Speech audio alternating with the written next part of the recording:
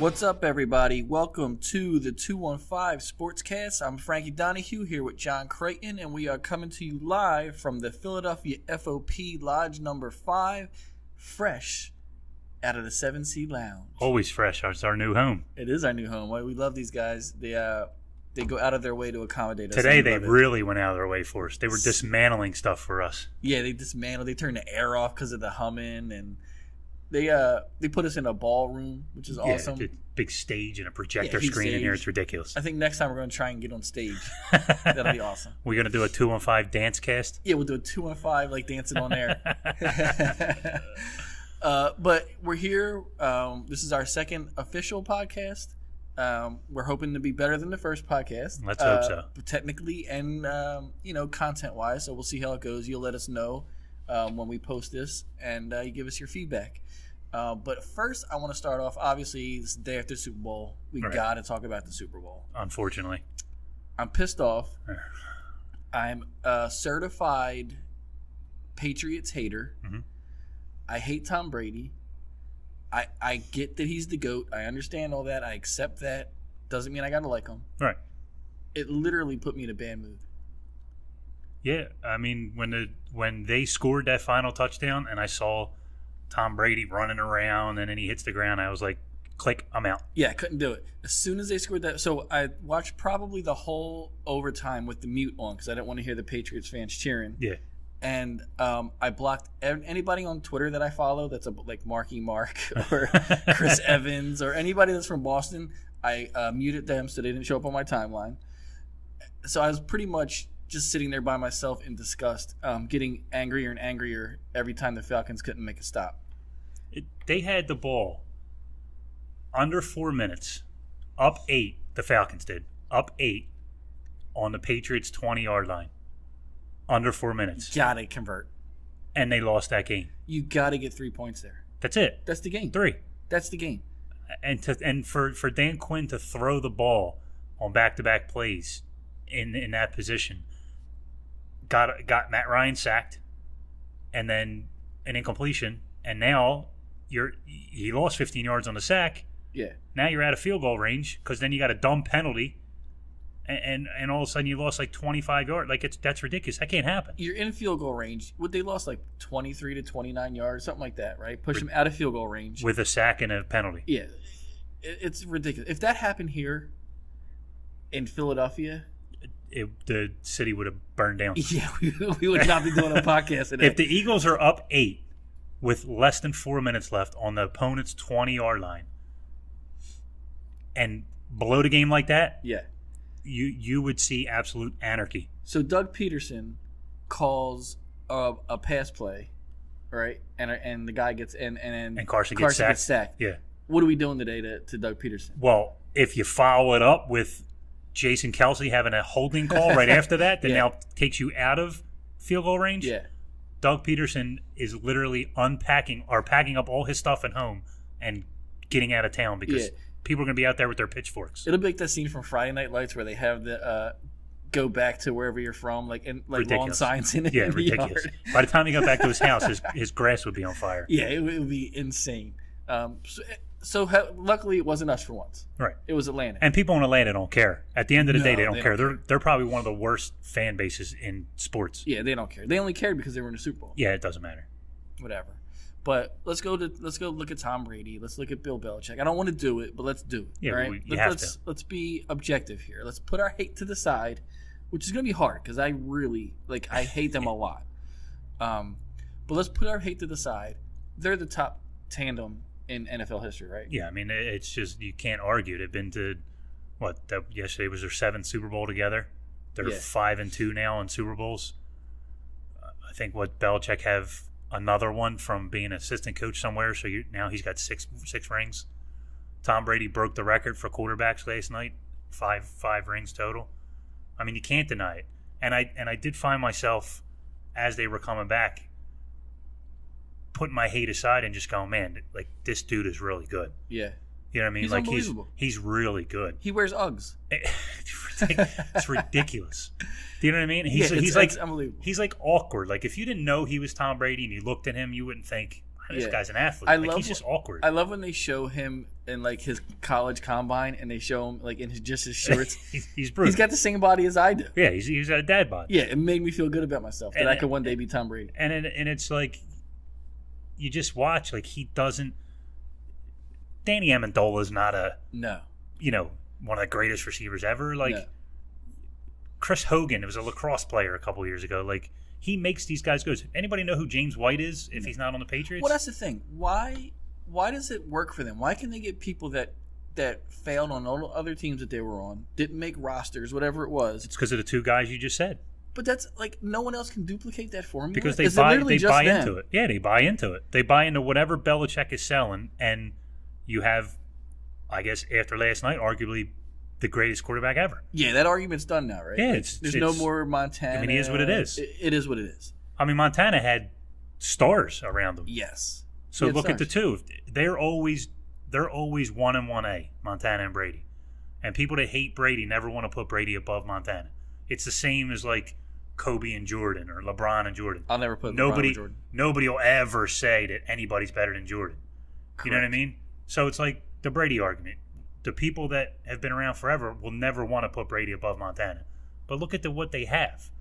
What, other than Randy Moss, when has Brady ever had like a name, quote unquote, a name? He didn't. He makes everybody around him better. He just gave a guy called James White the Super Bowl MVP. Yeah.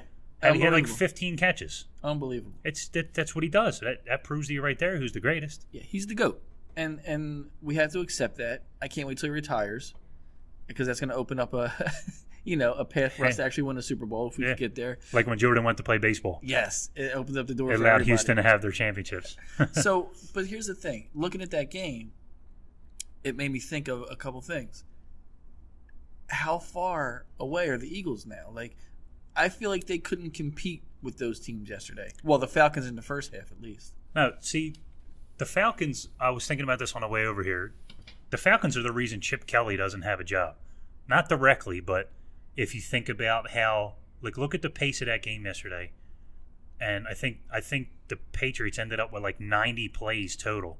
Like, that team was gassed because the Falcons had their foot on the pedal the whole game. And then by the time it got to the point where New England was coming back, they had nothing left. With the Eagles, they can compete with a team like the Patriots because I think Carson Wentz has what Brady has. He can make players around him better. Unfortunately, the players around him just don't know how to catch the ball. Well, that's the thing. Is Hogan that much better than No. Aguilar? I mean, Aguilar's, obviously you got to catch the ball, but like No, he's just as good. he's a pedigree. He's got a pedigree. Jordan He comes from Matthews a is college. just as good as Chris Hogan. Yeah, so You know what I mean? So it all comes down to It's route running and system. catching the ball. well, that's the thing. Well, yeah, we had Greg Lewis teaching our guys to run routes. Right, which, well, he wasn't the greatest wide receiver ever. So I heard T.O. on a radio station, and that came up, and they said that Greg Lewis. He asked who. No, it was Keyshawn Johnson. Yeah. And they asked him, who was the wide receivers coach, and they told him Greg Lewis, and he said Greg Lewis. He said, I would never listen to a guy like that. Yeah, I would never listen to a guy like that. He said he's a nice guy. He could be my friend, Right. but I'm not going to learn anything. He from said wide you receiver. need to have a wide receiver coach that'll dig into your ass when you do something wrong, So when you why- run the wrong route. That's my thing. I don't feel like the Eagles ever know that stuff. No, because it starts from the top, Frank. It's the same. For what's he been the owner for 28 years, whatever it is. He wants to have his guys around him, guys that he's comfortable with, guys who were players here, who were like the nice guys, Doug, Greg Lewis. He brings these guys back. Deuce. Is Deuce a good running back coach? We don't know. No idea. Because they never tell you the truth when he calls plays and when he doesn't. Yeah. When Chip was here, it was like, well, Deuce called those plays. Well, it was Deuce. Yeah, Deuce made the substitutions. But it's because it's guys that been here. You know what I mean? It's all like they're nice guys. That's why Howie will never get out of here, because they're guys that he loves, and you can't win guess like what? that. They're never going to win that. No. Eventually, if you want to be the gold standard that you said you were going to be, meanwhile everybody else is passing you by. Right. The Patriots are the real gold standard, and Kraft is your best friend. Why can't you say, "Listen, what are you doing? Let me see what you're doing, and let me." He don't have it in him. He doesn't have it in him. Because Jeffrey Lurie is all about winning money, getting money. Right. He's all about the money that comes in from owning a team. He likes the fact that he's an NFL owner. He can tell people he owns an NFL team. I think it's more the allure than actually winning. Do I think he wants to win? Of course he does. It's a better product if he wins. But deep down inside, as long as he has comfortable guys around him, I don't think he really cares. I think he's okay just competing. Obviously, everybody wants to win the Super Bowl. But the decisions that he makes make me feel like I'm okay as long as we're competing, as long as we're relevant. Yeah, that's what it seems like. Yeah. That's what it seems like. Give me just get me good enough to be relevant. Yeah, let me make a couple of splashy headlines in the off seasons. I'll trade up and get Carson Wentz. All that stuff. Because it makes you relevant. Right. But it also keeps you mediocre. Yeah. It keeps you on a line of just that mediocre. And that's why the Sixers, to go off topic, were mediocre for so many years, and they finally had somebody come in here from outside the organization. He wasn't a Philly guy. He hasn't been here before, and came in and said, no, this isn't how it's done. Like, you have to do things differently. You can't just bring your Doug Collins back because he used to be here. You can't just... That's a disaster, by the way. But like, that's what I'm saying. Like, they were comfortable with Doug Collins. He was a player here. Everybody loves him. He's a great guy. When he talks sports, you're like, that's like, I love Jimmy Lynam to death. I could listen to Jimmy Lynam talk basketball all day. Do I want him coaching my team? Probably not, right? No. You need outside guys. That's why Brett Brown is so the Eagles have to take that same formula. Don't bring back the Doug Petersons, the Greg Lewises. Give me somebody from the outside. Let's see what this new wide receiver coach can do. It's different eyes from the organization. Here's what I want. This is my dream team of coaches, all right? T.O. is obviously my wide receivers coach. Which could be a disaster, by the way. It could be a disaster, but it could also be great, right? I want Brian Dawkins as my defensive coordinator. And I want my offensive coordinator to be, I don't know, anybody from the Patriots organization. Well, see, here's the thing. The one thing I will disagree, and you know how much I love Brian Dawkins. I think he should be minimized to at least the defensive backs coach, because those guys are atrocious. And I think he would dig into the ass of anybody who don't put a hat on somebody. Well, yeah, he'd work up the ranks. He'd be the secondaries coach. And he's like, when's the last time since him have we had somebody that just plays nasty out there? We don't. I mean, you got McLeod. I was told when McLeod came here that that's what he was about, right? Yeah, not about that. I saw a lot of times he took those plays off. You got to get somebody like him to pull these defensive backs into a room and just be like, "What are you guys doing?" Yeah, tackle somebody. There's no dog in the secondary. None. You need it. None. You got to have. And even Malcolm Jenkins. How many passes did he get this year? Malcolm. But I saw a lot of plays where he just wasn't where he was supposed to. He was getting toasted. But I keep hearing he's a great guy. Yeah. Everybody loves him. Yeah. Well, guess what? That's why you don't win. Yeah. You know what? He's too concerned with outside of the football stuff. Yeah. Like, let's just focus on football during the season. That's all I ask you to do. I don't need you making statements. I don't need you on the sideline putting your fist up. How about just play your game. The first game he did that, he got smoked. He had one of his worst games of the year. The first game that he wanted to make the political statement on the sideline. He comes into that game and gets toasted the whole game. Well, because you're distracted now. Yeah. And listen, I'm all for political statements and all that. I'm a big fan of it. But not when you got a job to do. No, you got a job to do first. Yeah, do it after the game and your post-game press conference, whatever. And what did you just say? Do your job, right? That's the Patriots mantra. Yeah, do your job. That's all Belichick tells them. Yeah. Do your job. That's it. Do your job. Do your job, or I'm going to get somebody else in here to do it for you. Run your route the way it's supposed to be run. Block the guy in front of you the way you're supposed to block him. Tackle the way you're supposed to tackle. Cover the way you're supposed to cover. And we'll be fine. How many of the New England Patriots over the last 17 years since those two have been together have you seen trouble, besides the murderer, trouble off the field? You don't hear about it. I mean, Gronk's a knucklehead. He goes out and he parties and he does dumb stuff. But he doesn't cause problems. No, they bring him inside and they go, dude, you got to stop. Yeah. You know what I mean? And then you don't hear from him for a couple months, and then he'll have another party incident, whatever. But nothing like out of line. Even guys like Randy Moss who have that reputation, they reined him in. Yeah, you fall in line. Because that you want to win. culture is unbelievable in that organization. I want to hear it. Listen, now I'm pissed off.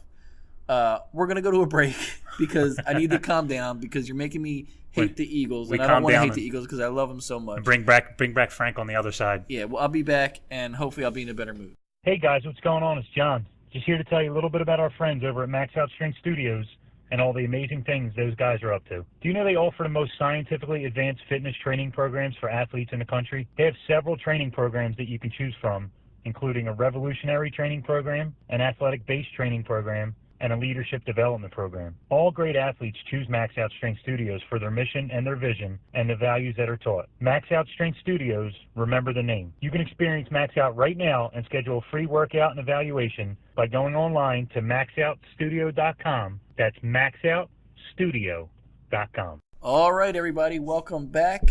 It's Frank here with John, and we are at the 7C Lounge at the Philadelphia FOP Lodge 5, hanging out, having a good time. I was able to get Frankie some a drink, and he took a lap. He walked around. I think we're good now. I calmed down a little bit. I think we're back. Heated. Yeah, I mean, listen, that's what the Patriots in the Super Bowl duty is. So it's understandable. I got pissed off. I didn't mean to. No, it's fine. I'm usually calm and collected, but I hate the Patriots so much and love the Eagles so much that you drove me down a bad road. I understand, and I apologize, and we're back on. I won't do that to you. We won't mention that evil NFL team from up north anymore. You can say they're the evil empire. We can say it, but you got to respect them because they do what they're supposed to do. It is what it is, and they got Super Bowls. And now we move on. Now we're going to move on, but we're going to move on to a topic that is also making me angry. So maybe we should have just did it all in one. But for the first time in the process, I am angry with the Sixers. Okay. All right. I honestly feel like, and we didn't talk about this. You might disagree with me. I feel like they were on a roll, right? Mm-hmm. Last time we did this podcast, we were talking about they're going to face the Cavs in the first round of the playoffs. Right. Right. Well, since that point, they dropped some games here. You don't think they've won a game since then, have they? I don't think so. And Joel Embiid's not playing. All right. Now they're saying it's a knee contusion, right? Which I get. But he might not even play until maybe the All-Star break, until after the All-Star break. So I'm looking at it as a fan, when you're not really telling me what the guy's injury is other than a knee contusion, which to me is a bruised knee, mm-hmm. which I believe you can play on, I know guys have played with bruises. And again, I don't know the guy's tolerance for pain, but obviously he's playing with a bad foot. Or it could be more than what they're telling you, too. It could be, and I hope that it's not. But I also have this feeling now that they felt like they were getting too close too fast. We got to pull back the reins and continue the tank. Yeah. And it's kind of pissing me off. I agree to a point with that because I actually was just talking about this last night with a buddy of mine, and I said to him the same exact words you just said as far as Joel came out.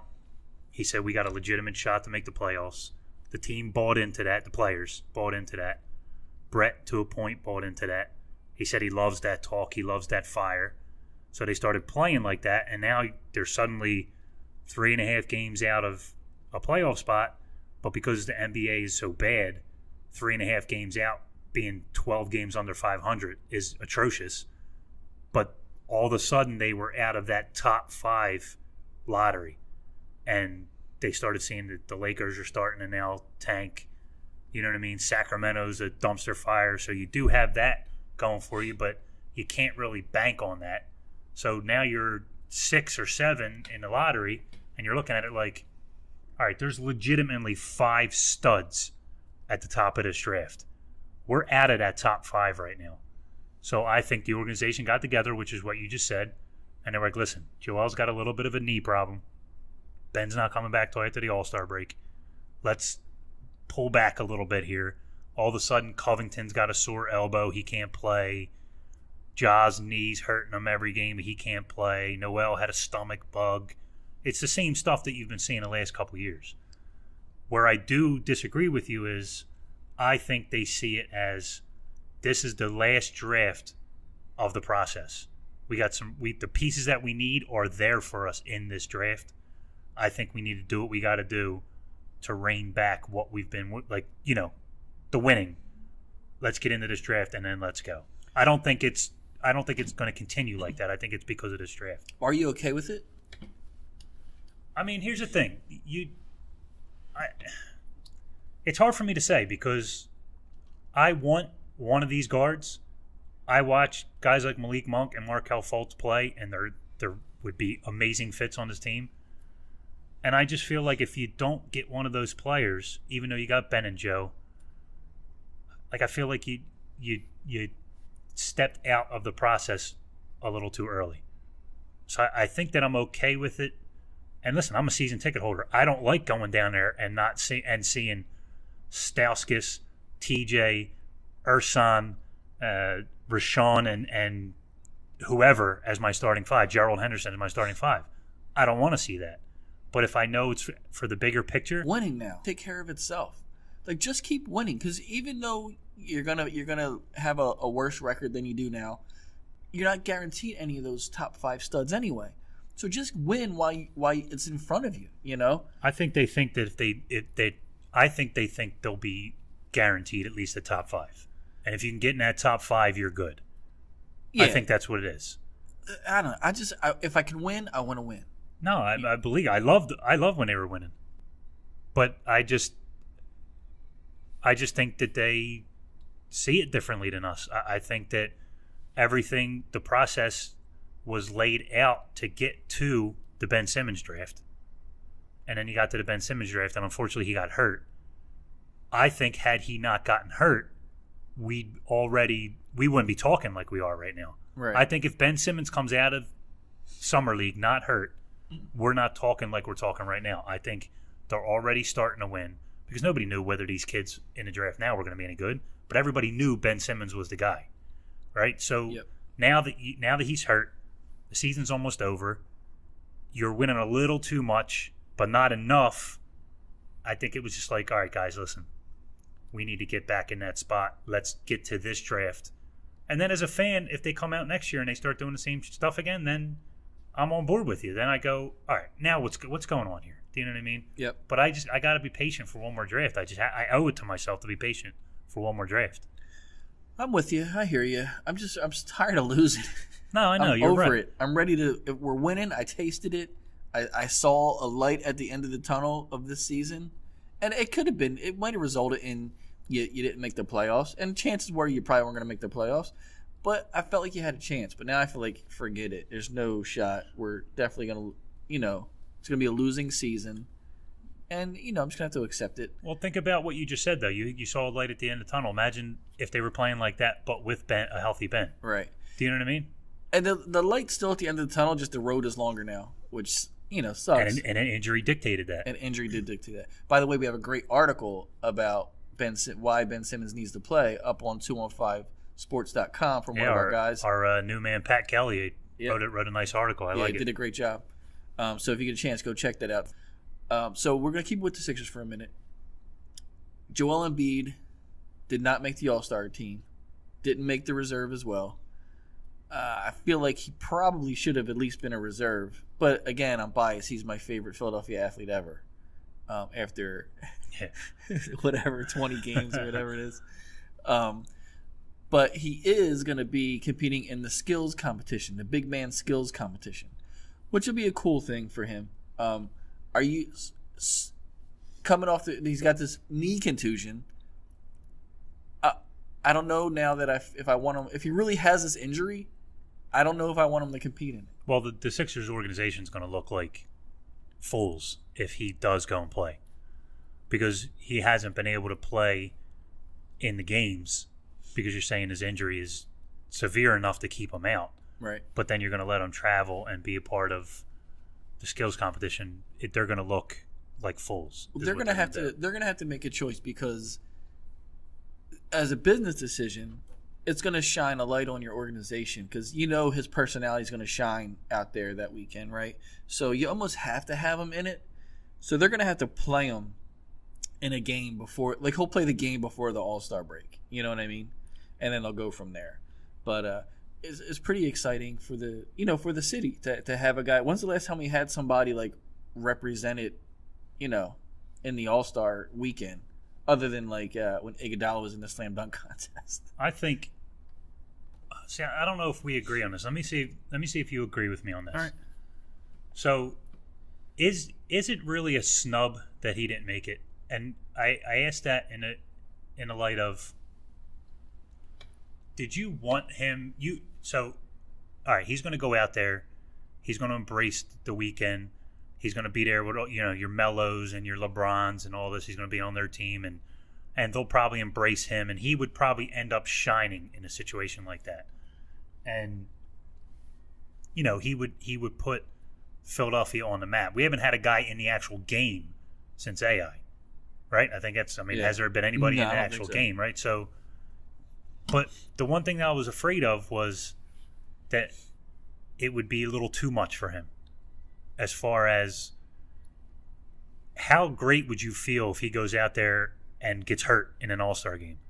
I would hate it, and I would hurt the organization, and only because we're pounding the bushes for him to go to the All-Star game, and we're tweeting and all this other stuff to get him there. Then he gets there and gets hurt, and it's not just like a bullshit injury like he's dealing with now. It's his foot again, and now he's out a year because of the All-Star game. Right. He's going to have plenty of All-Star games. Yeah, he's got a whole career full of them, and he's going to have plenty of All-Star games where he's going to be the guy. Do you know what I mean? Yeah. So I think I'm okay with him not making it. His name, his face, his personality, everything was out there for the weeks that we were trying to get him there. The league knows about Joel Embiid. It's not like he's playing in Cleveland, or he's not a Cleveland Brown where nobody cares about him. Like, people know about him. Yeah. So it's not like, and the league's talking about him. I had a great conversation with a guy from NBALeague.com, Manny, the other day, and I asked him. He's from Milwaukee. And I said to him, what's the league talking about Joel Embiid? He goes, he's like, that's all anybody's talking about. You know what I mean? The Sixers are starting to come back again. They're starting to be fun to watch again, and it's all because of Joel Embiid. He doesn't need an all-star game to prove that. He's going to have plenty of them. I think in my heart I wanted him to be there, but my head was like, you know what? Yeah, what if something happens? Yeah, I'm okay with it this year. You know what I mean? I'm with you. It's just sometimes you just want something good to happen for your team. And that would have been a really good thing for the organization, I think. But him being there for the weekend, at least being part of the festivities, it'll be a good thing if he's a part of it. And every cut he makes in that big man skills competition, you're going to be holding your breath. I'll be holding my breath. Because he don't have Don't cut JoJo. And he don't have an off button. No, he's going to go full. And that's the thing that scares me. Like, he doesn't have... Like, dude, you're 7'2". Like, I don't need you jumping into the fifth row to save a ball. He's competitive. I love that. I get it. Right. We beat our athletes over the head with the Philly Strong stuff. I get it. But I don't need you doing it. Yeah, let's wait until you have a whole full season of being healthy. I don't need you doing it.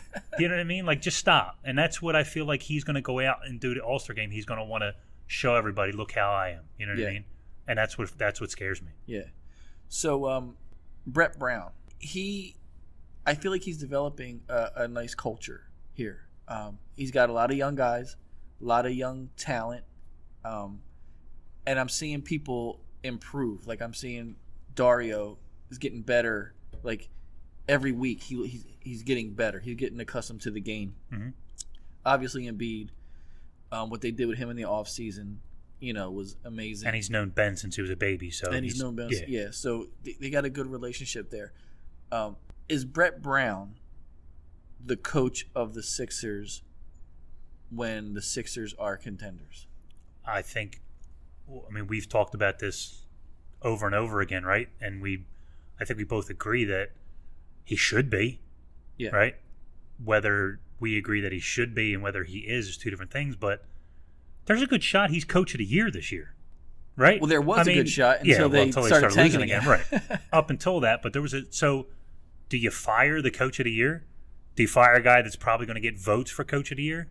More than likely not. Yeah, probably not. He's probably going to get at least another year with Ben. Yeah, you know he'll get a year with Ben. So when so think about what they were doing before they started deliberately tanking what me and you think they've been doing. They were winning, right? So add Ben to that. It's only going to get better. So after the All-Star break, we're really going to see what kind of coach he is. He'll have... Yeah, barring any more injuries, of course. Barring any more injuries. But Ben, he'll be on a minutes restriction. But that'll I think with Ben, because it's not the same type of injury that Embiid was, he'll get up to 28 minutes pretty quickly. Yeah, and the only reason Ben even comes back to play this year is because they need to see what they need in the draft. Right. They need to see if that point forward that they plan on playing him is actually going to work. Because you don't want to not play him this year and go into next year assuming that that's going to work, and you draft based on that, and then Ben comes out and suddenly he can't be point forward. Now you're like, oh crap, what do we do? So he's going to come back the middle of February, and he's going to have the rest of February, all of March, and a handful of games in April, it's really not going to be – it's going to be just enough to see that it can work. But to answer your question, yes, I think Brett Brown's still here. I agree with you. I think he'll still be here too. I think he's going to be one of those long-term coaches that you don't see too often anymore, like a Popovich type. I'm not saying he's going to be on the level of Popovich. I just think he's going to be here for a long time. Yeah, I think he'll be here for a long time. But let me go on to another thing that's really pissing me off. Jahlil Okafor.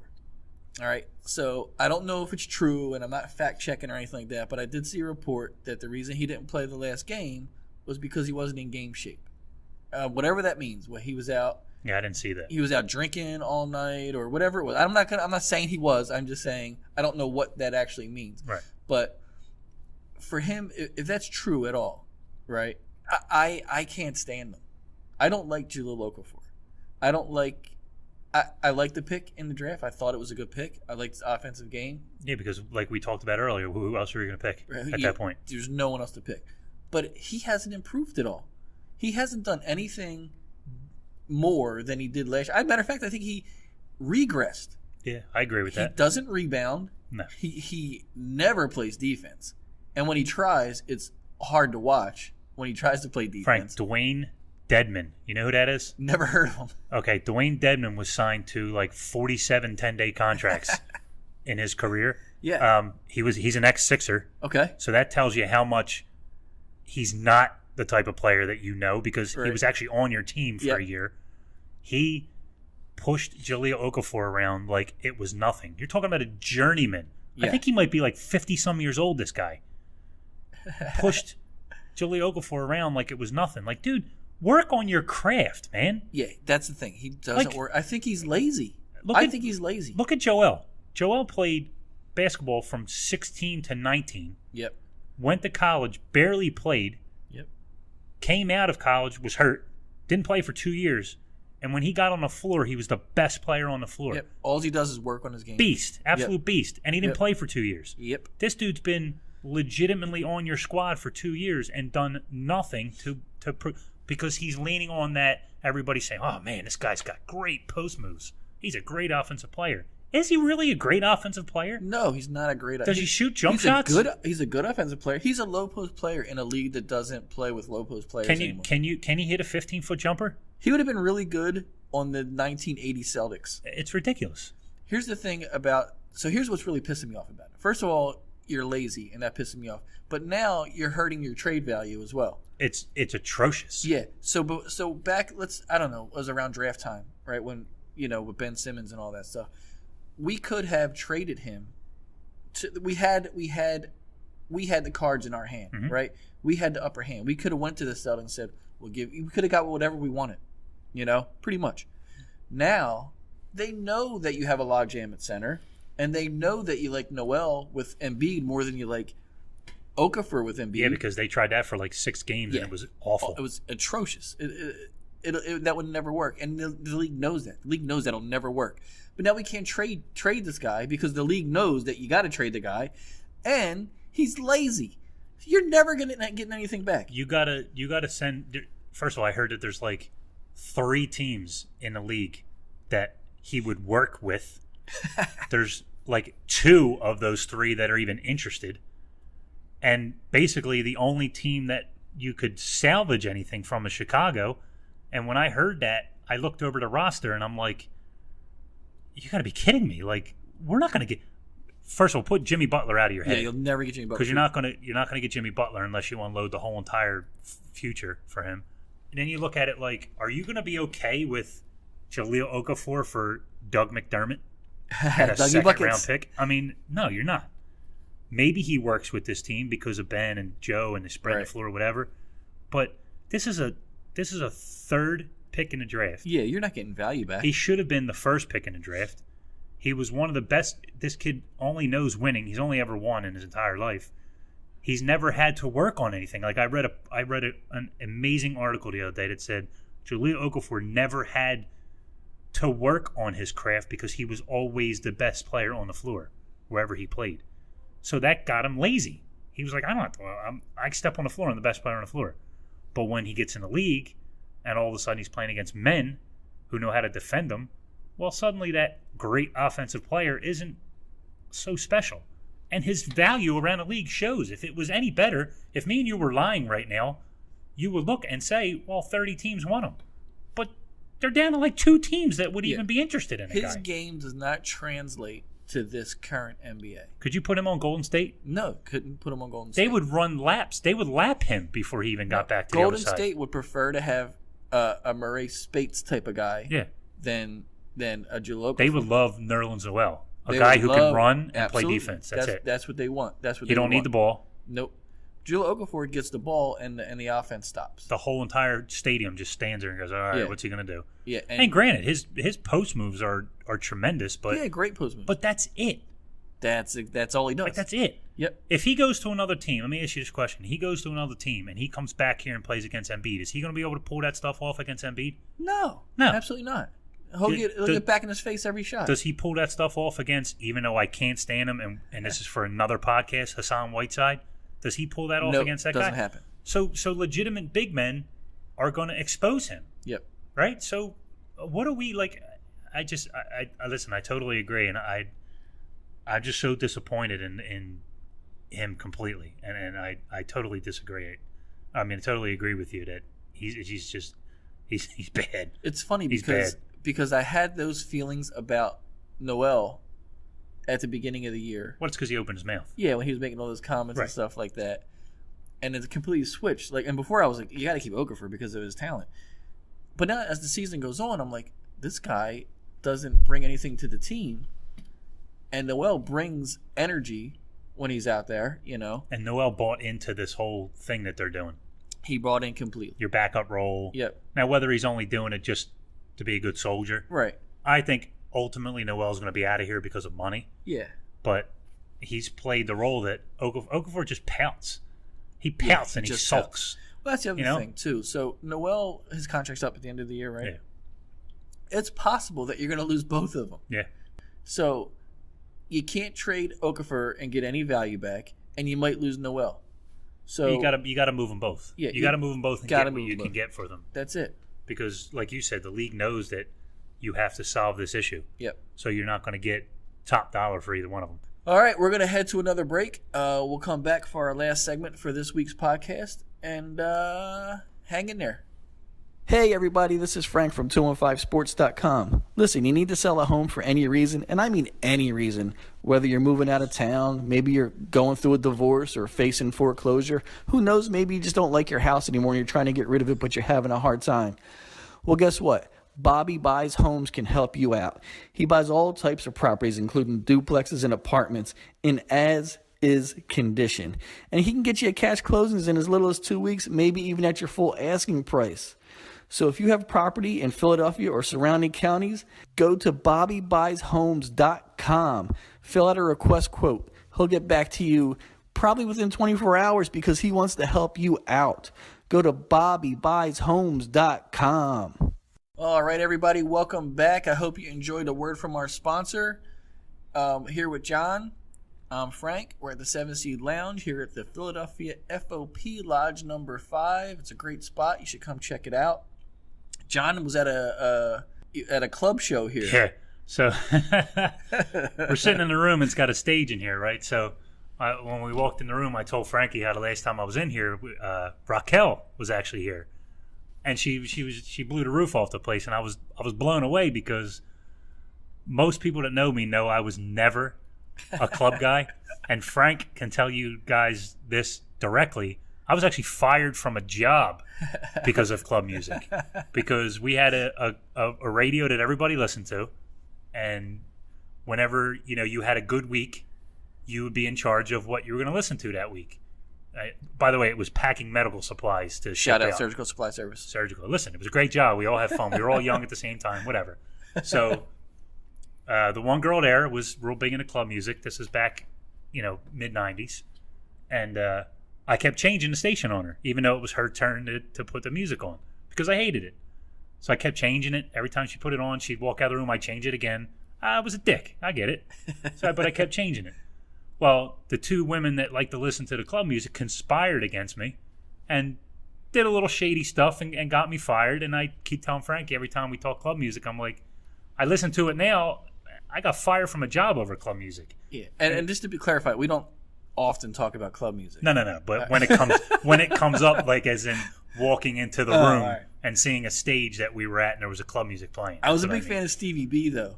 Is he still Well, around? she was here and she had a faux Stevie B here with her that was singing Stevie B parts.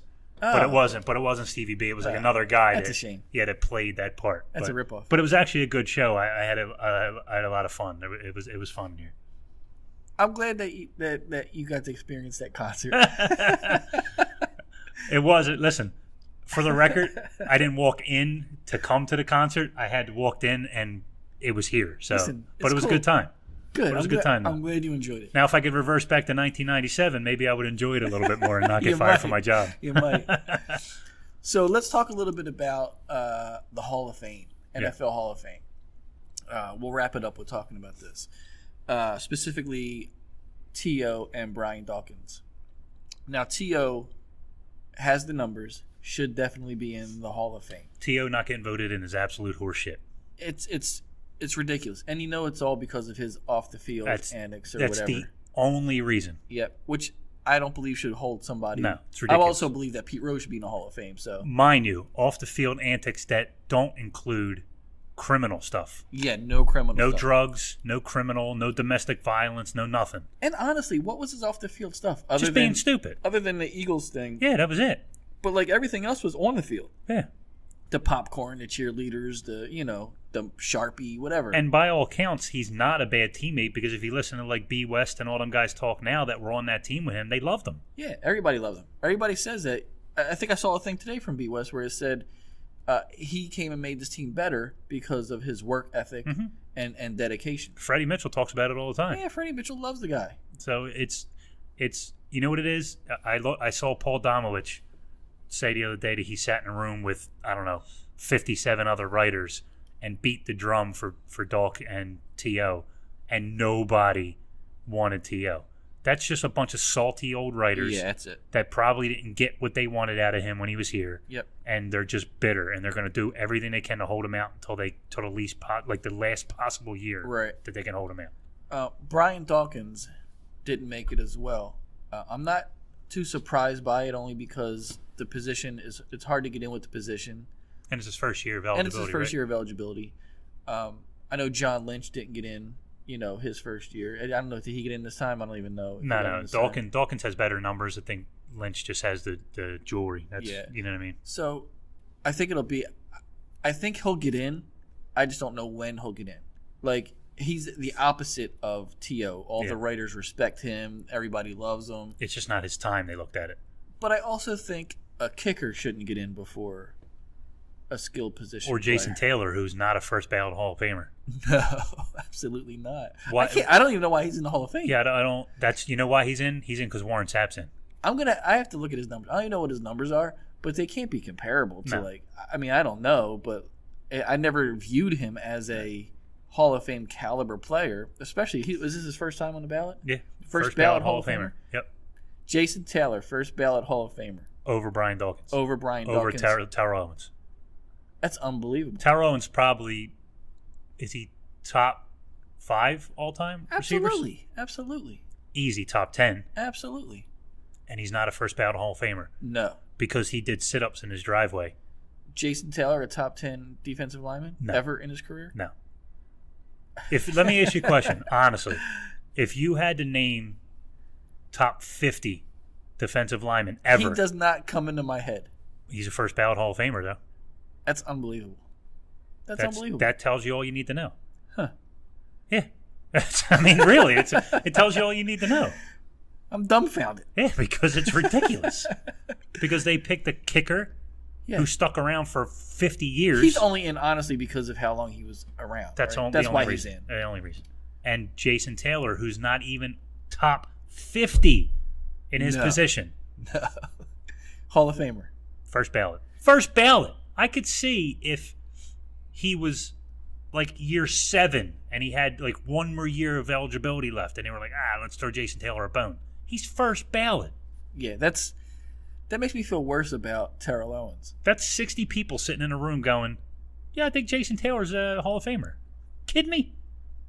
And you're going to tell me T.O.'s not? You can't give me any reason why he's not. No one can tell I you won't why even he's beat the drum for Dawkins, even though I love the man. Yeah. Because I understand it.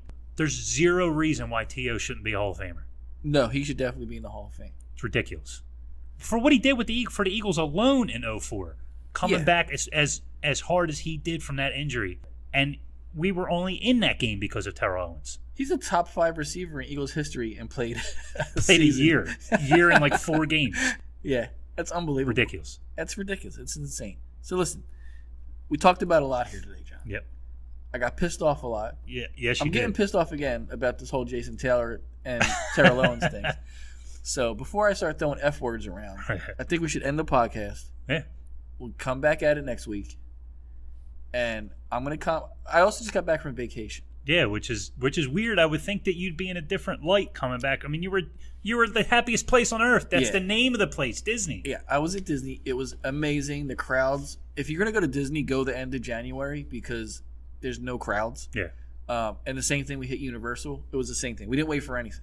But you're angry because you're back here. And I think that's what it is. And the weather. When I left, it was 80 degrees. And I came back here, and my sack shrunk. It's like 32. Yeah, it was awful.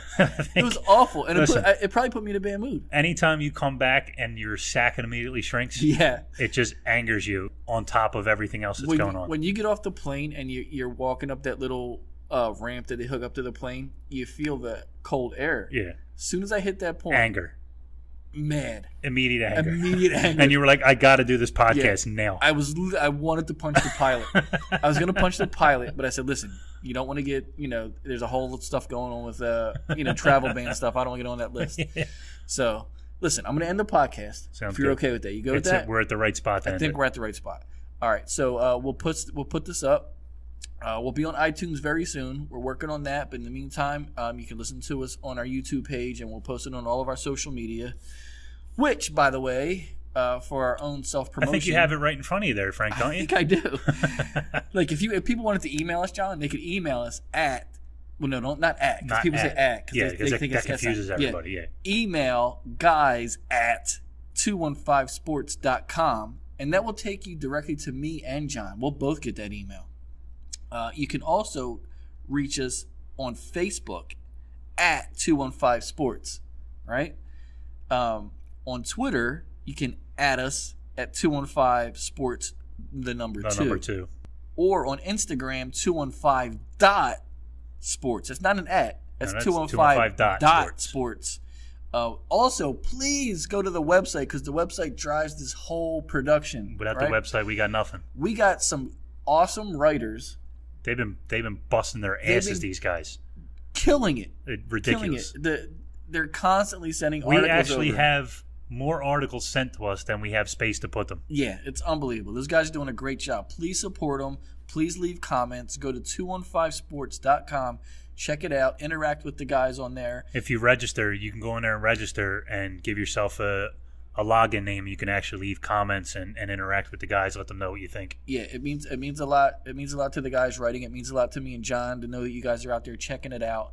It means a lot to our future advertisers to know that you're out there. It actually probably means more to them than anybody else. Yeah, and when you're on there, click on the advertiser links because they're gonna take you to some great spots. You're gonna see Max Out. You're gonna see Bobby Buys Homes. You're gonna see Sluggersville.